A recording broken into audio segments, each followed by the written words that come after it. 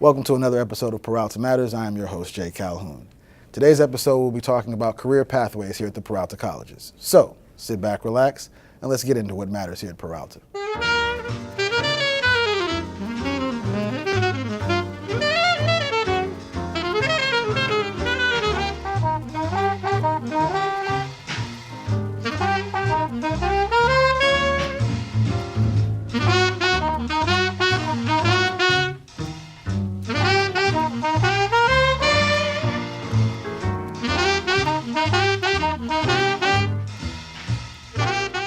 I'm Congresswoman Barbara Lee. Join me in watching Peralta TV.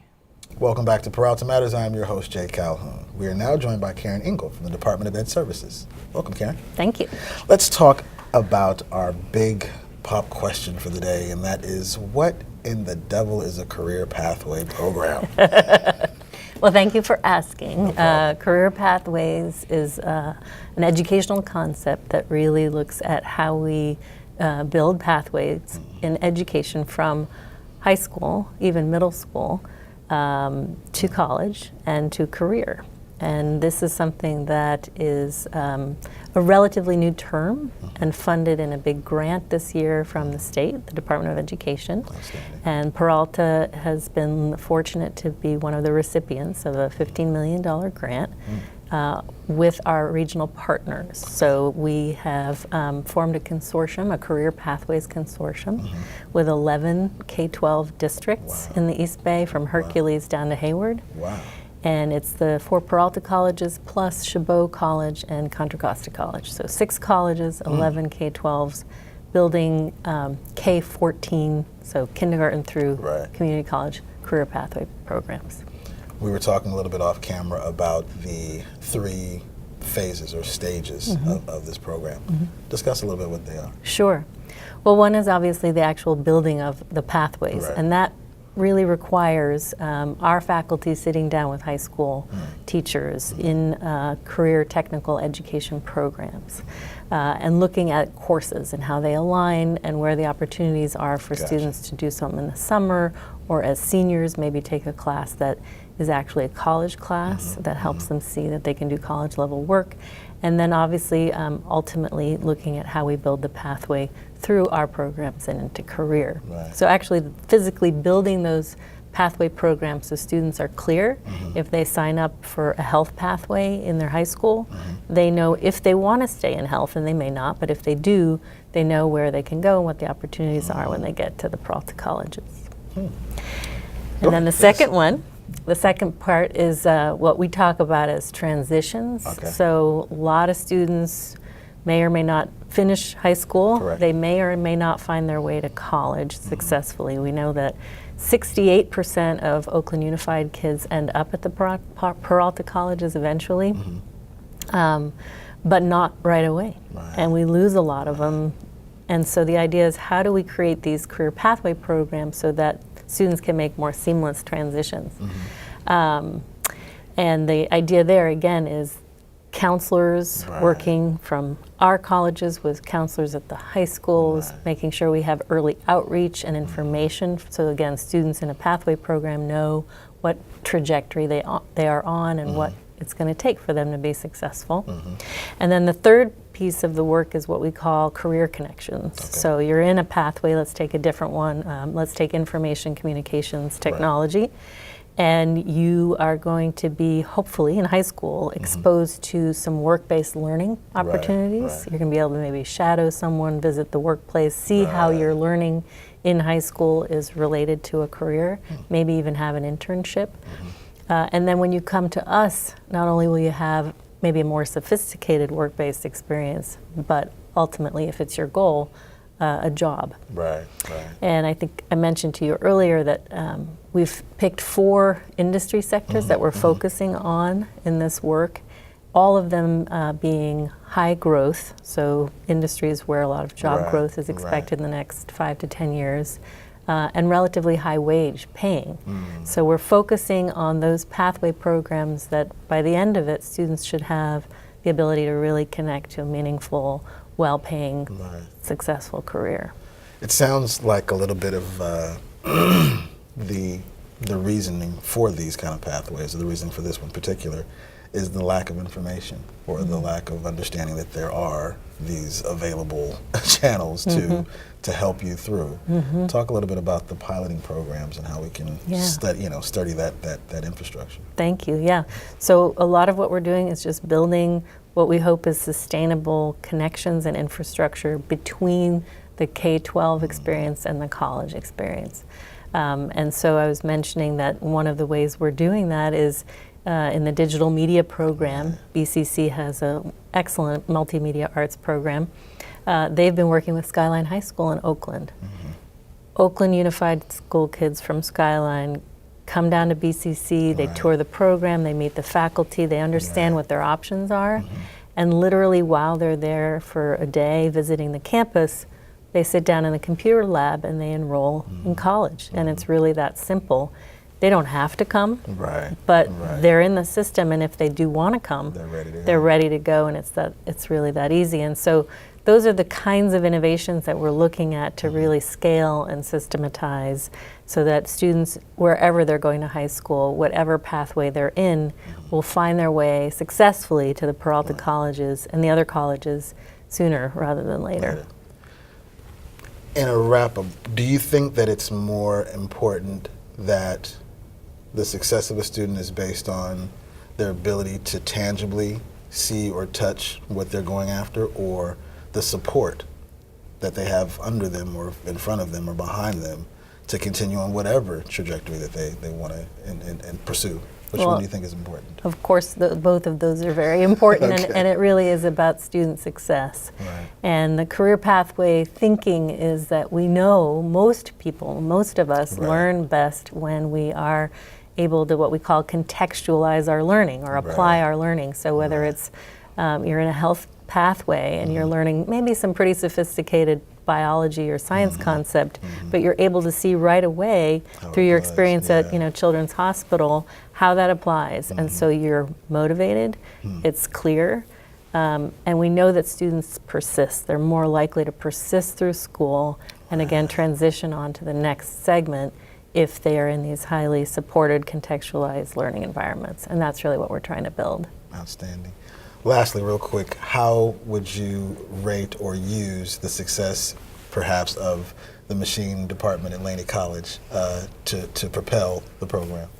So Lewis Quinlan is the best example of what I call Peralta's, hidden asset. And unfortunately, it's sometimes too hidden, and that's our incredible faculty. Good point. What we know is every field, every occupational field is becoming far more technologically sophisticated. And so our CTE programs here at Peralta, Career Technical Education Programs, like Lewis's, are really places where students can get hands-on experience with highly sophisticated equipment and technology. He's got computers, he's got, if you've gone in there, it's pretty cool.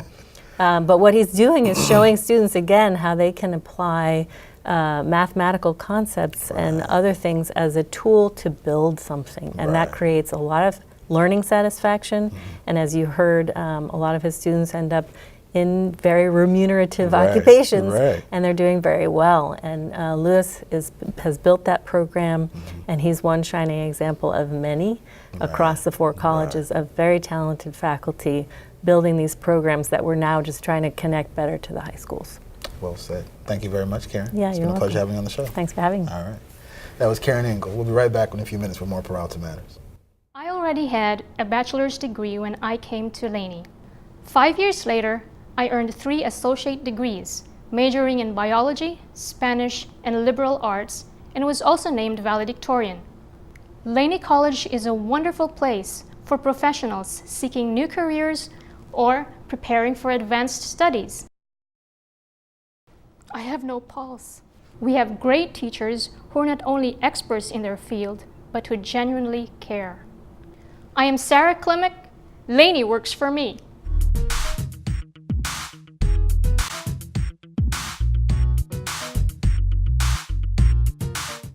Welcome back to Peralta Matters. I'm your host, Jake Calhoun.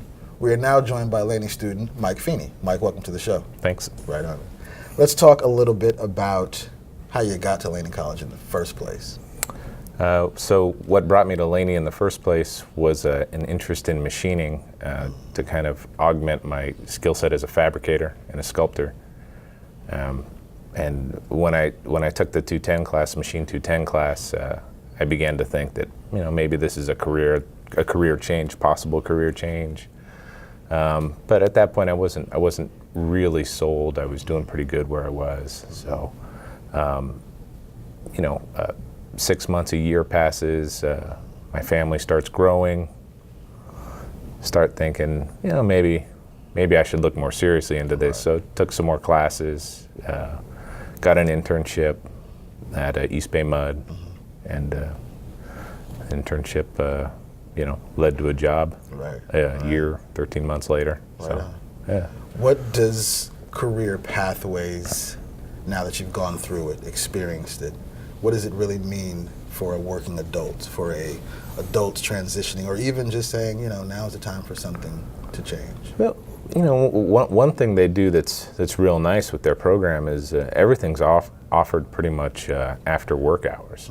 Perfect, right. So if you like to work, or if you want to take these classes to change careers or whatever, it's easier than trying to tell your current employer that you need Mondays and Wednesdays off for some unknown reason. Good point. Yeah. Good point. You have a little bit of family lineage within the program. Yeah. Discuss that a little bit. So I came here about 3-4 years ago to take the very first class, and I have a daughter who recently turned 18, and we were talking about her career path and what she would like to do, and I laid out some options and said, this Laney College they got this machine tech program. I went through it, and they're hiring people, $20 an hour, $30 an hour, could be a real good thing. And she's like, yeah, I'll do that. And my wife and I were like, no, she's not gonna do that. But no, she's really taken to it, and got offered a job at Shell Oil over the summer. So Can't beat that. yeah, right? it's good. Can't beat that. You talked a little bit earlier about the difference in the student body, the differences not only in age but in background. Sure. Talk a little bit about that and how important that is to understand that it's not just students coming out of high school taking these classes. Yeah, so it's a real nice mix. When I was in the 210 class, there was a guy who was in his 70s, Right. and he had already taken all the classes, and he was just taking like the 200, the special projects, and just making parts, helping out, fixing stuff. You could tell he just liked to tinker. Right, and so that was neat, because here was a guy who was just trying to supplement his interests, supplement his education. I don't think he was looking for a job or anything. Right. But then you had kids out of high school. You had there was a guy who had a PhD in microbiology. And so you have all these different people with all these different backgrounds, focusing on machining, but then also talking about interests and other things. And so sometimes the conversations, were a lot more than, well, I got that within a thousandth of an inch. They were pretty interesting conversations. So it's real neat. Well, we know that you have lots of things to do, but before you get out of here, I would like for you to talk a little bit about the way you got your job now, Sure. or the job that you're doing now, and not only the way you got it, but how fulfilling it Okay. is. So I guess the way I got it is I applied for an internship about 2 years back.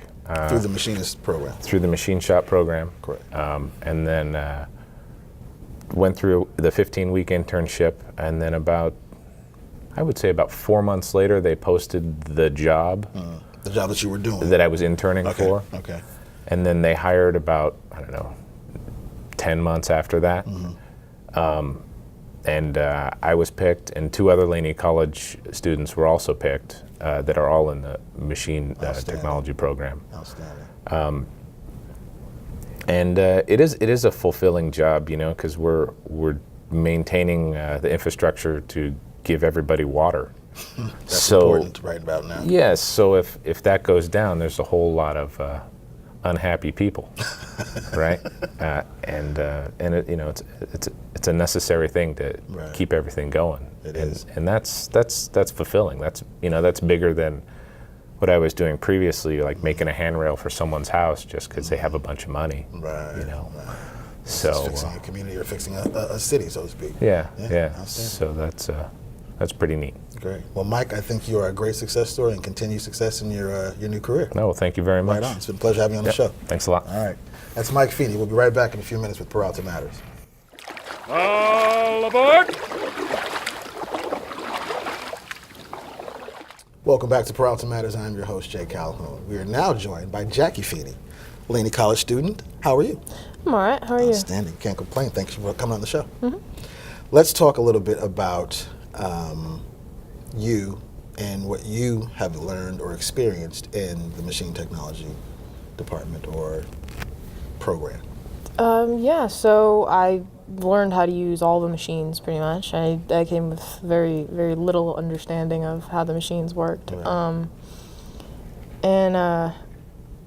It's great. The instructors are all really cool. They all been in the trade themselves for 20 plus years. Which makes a big difference, I'm sure. Yeah, because there's some teachers that have a degree in it but have never actually Done it. worked in the field. Right. Yeah. Right. When you say the machines, give me an idea of what kind of machines that you were introduced to that you never worked with before. The mill and the lathe. I have used a drill press before, and that's the other one. Okay. There's a variety of tools in the shop. There's mills, lathes, drill presses. There's a surface grinder, which you use to get a really flat surface. There's pedestal grinders. There's a belt sander. There's a drop saw. There's a vertical band saw. Everything really. Yeah, it's pretty Right great. on. Right on. You talked a little bit about earlier about having to know some more or having to hone your mathematical skills once you came into this class.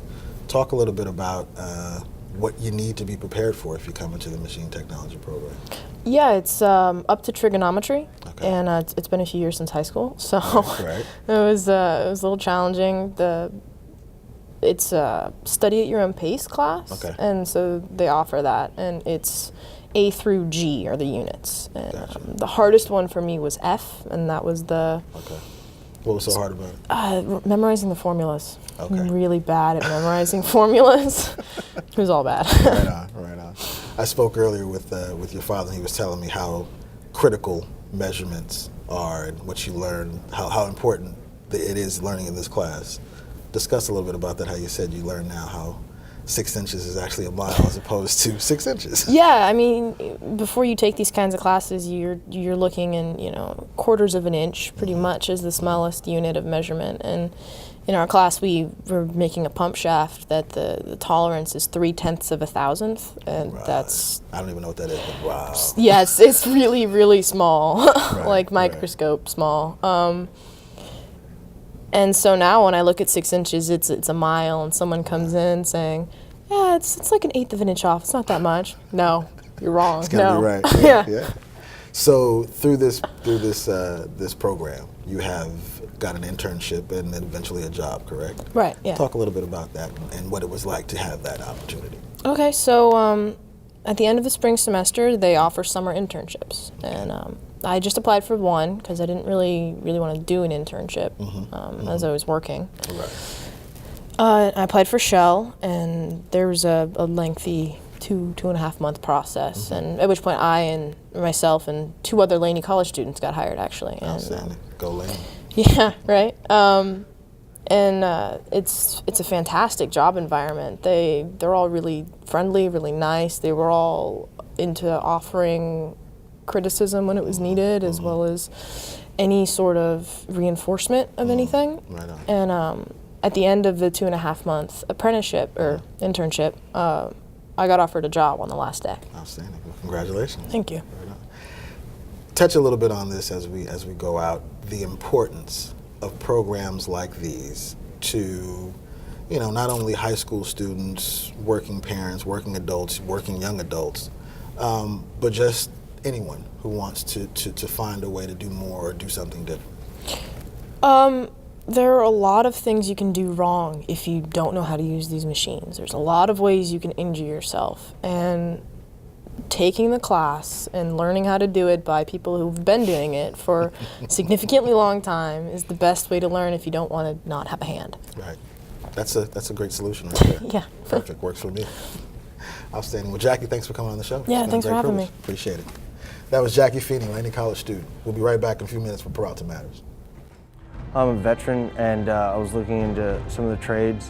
Signing up for classes at College Alameda was really easy because you have the online stuff, and then the administration building was really helpful. The VA department, speaking with the dean, it was really easy to just get all the paperwork done and get going in the class. It's an easy transition from the military in Iraq to coming into here.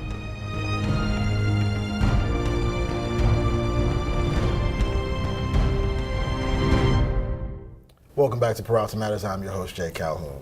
We are now joined by Lewis Quinlan, Department Chair of Machine Technology at Laney College. Welcome to the show, man. Thank you. Right on.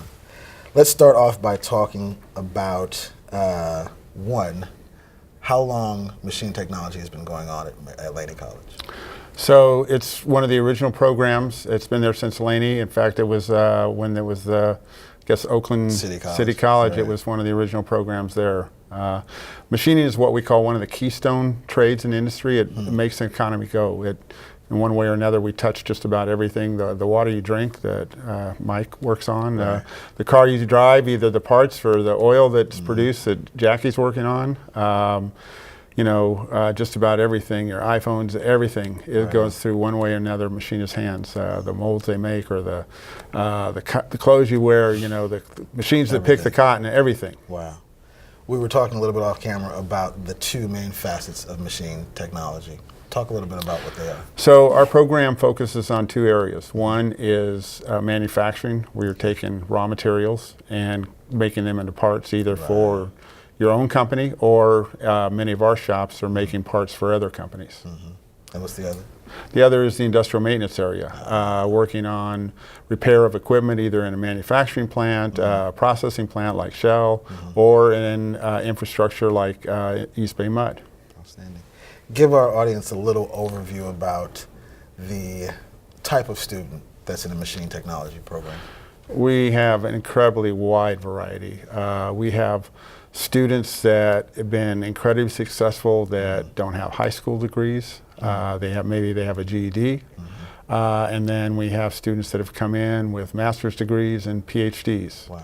And a lot of people end up in something they don't feel happy about doing, and so they're looking around for careers. They start exploring different pathways, and they wind up in our shop, and many of them enjoy it and continue on. It's not for everybody, which is fine. We have 16, 17, 18 different programs at Laney, and across the district there's many, many more. So the community colleges are a place to find out what you want to do, what you enjoy doing, so you can get passionate about it and get on with your life. Say that again. What would you say has been the most significant growth in the department since you've been here at Laney? I think in the last 4 years, it's been clear manufacturing just started to turn around. And that has been a big emphasis of our growth. We're moving, the fastest part of our program growing is the computerized or digital manufacturing part of it. Our SolidWorks program, our CNC programming, where we're teaching people how to use computer-controlled machines. That part is growing. And then the other big growth area, again, is the industrial maintenance area. There's a lot of things pushing this. The fact that a large part of our working population is getting ready to retire. So replacing those people is critical. For many years, industry thought for some reason it didn't have to train. And especially in the Bay Area, where there were a lot of people that came out of the shutdown of Mare Island Naval Shipyard and Alameda Naval Air and Treasure Island and Hunters Point. There was a lot of skilled people, and companies just quit training. You now have students like Mike, like Jackie, and a host of others out there doing jobs, everyday jobs, serious jobs that require not only the skill and tutelage that you all gave them, but also, are helping our communities on a daily basis. What does that say about your program? Well, it says that the the trade we have and the skills we have are critical to the everyday life of the community. And that means that there's always going to be a need for those skills. Now that it's changing. I mean, manufacturing, probably 25%, 30% of the equipment we have in our shop didn't exist when I started in the trade, and much of it didn't exist 10 years ago. Wow. So we're constantly investing in new technology, new equipment. We have a project where we're partnering with 4 other departments called Fab Lab, a digital fabrication. We're doing things like 3D printing, laser cutting. So the new technologies that we're working, trying to create pathways for many of the high school students that are looking at a different type of technology and how they're going to use that in a manufacturing world. Outstanding. Real quick, could you touch on what the Career Pathways grant will do specifically for the Machine Technology Department? So right now we have very few students coming out of high school. I think primarily because people don't talk about the trades as a viable alternative anymore. The push is for everybody to go to a 4-year college, and that's fine for many of our students. But many of our students, even our brightest students, really don't have an interest in a 4-year college right now. And they enjoy building things, they enjoy making things, they enjoy creating things, which is a different mindset sometimes. And then sometimes many of them end up in a job or a career, they enjoy it, then they find out they want more, and then they go into a 4-year college where they know what they want to do. I think many of us probably went to college and we had no idea why we were there except it was to get out of the house. Right. It's a good idea. Yeah. So now that the program is thriving, you're seeing your fruitions in the industry. What do you do for the department now to make it better and brighter? Well, I think the Pathways Trust Grant is a great opportunity to try and change what's happened to many of our young people, the high unemployment among young people, the fact that they're really not building a skills base or a job history. And the Pathways Trust Grant, we can take people that really didn't know what they wanted to do coming out of high school and maybe provide a way for them to figure out, get some careers and get some experience and try some things that they may have not tried before and find out they like them, they get passionate about them. And it's interesting to see the difference between something like mathematics, where we have a pretty mathematic-heavy trade. When somebody recognizes that math is not something somebody's trying to shove down your throat, but is a tool that you can use every day to do what you want, the approach changes entirely. And so those kinds of things, I think we can change the lives of some young people and maybe provide a way off the streets or off the street corner into careers and building homes and families that they didn't really think was possible before. Actually providing a pathway. Providing a pathway, exactly. Right on. Thank you, Louis, for coming on the show. It's been a pleasure. Thank you very much. We'll be right back in a few minutes with Peralta Matters.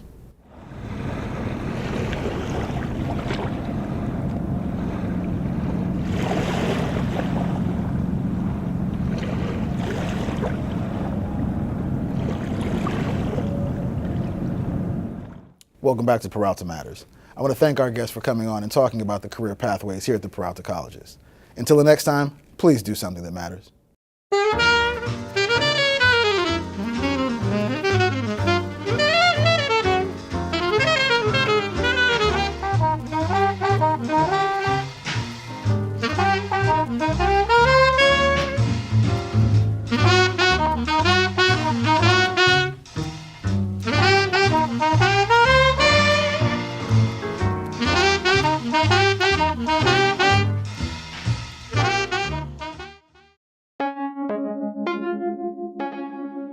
Peralta TV, programs that matter.